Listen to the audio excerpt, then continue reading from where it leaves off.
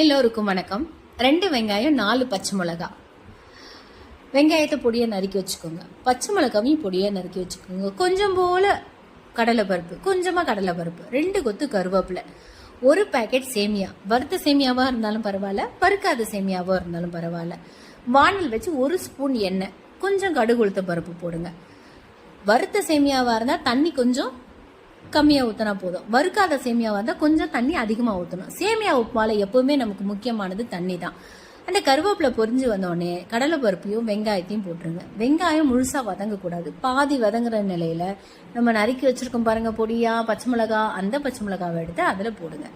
பச்சை மிளகாவை போட்டு நல்லா வதக்கினதுக்கப்புறம் ரொம்ப முக்கியமானது தண்ணி தான். 3 டம்ளர் 2 டம்ளர் அப்படின்னு நிறைய ஊற்றிட்டோம்னா கொல கொலன்னு ஆகிடும் உப்புமா. அதனால் நீங்கள் நான் வறுக்காத சேமியா எடுத்திருக்கேன். இந்த டம்ளரில் நான் 2 டம்ளர் தண்ணி ஊற்றுறேன். கொஞ்சம் போல் உப்பு போடுறேன். உப்பு போட்டதுக்கப்புறம் மூடி வைக்க வேண்டாம், திறந்தே வைக்கலாம். நல்லா சலசலன்னு கொதிக்கும். கொதிச்சதுக்கப்புறம் நம்ம அழகாக வச்சுருக்கோம் பாருங்கள் சேமியா, அந்த சேமியாவை எடுத்து உதிரி உதிரியாக போட்டு ஃபில் பண்ணுங்க. எல்லா இடத்துலையும் தண்ணி பரவுற மாதிரி அந்த சேமியாவை ஃபில் பண்ணிவிட்டு மூட வேண்டாம், திறந்தே வச்சு ஒரு 3 இல்லைன்னா 5 நிமிஷம் வச்சிங்கனாலே போதுமானது.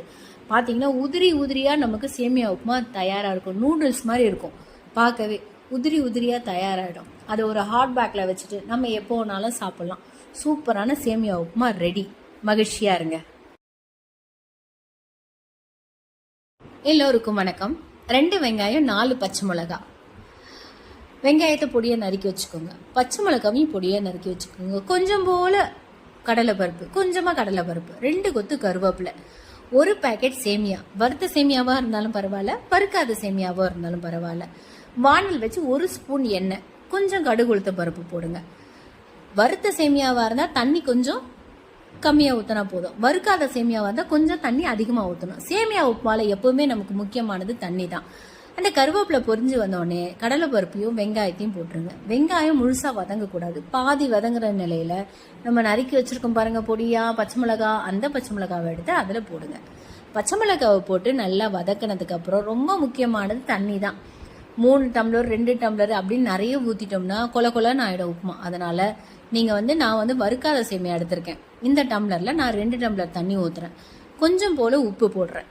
உப்பு போட்டதுக்கப்புறம் மூடி வைக்க வேண்டாம், திறந்தே வைக்கலாம்.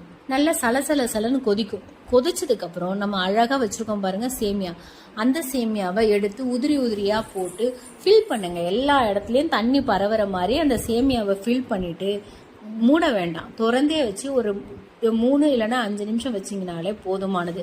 பார்த்தீங்கன்னா உதிரியாக நமக்கு சேமியா உப்புமா தயார்.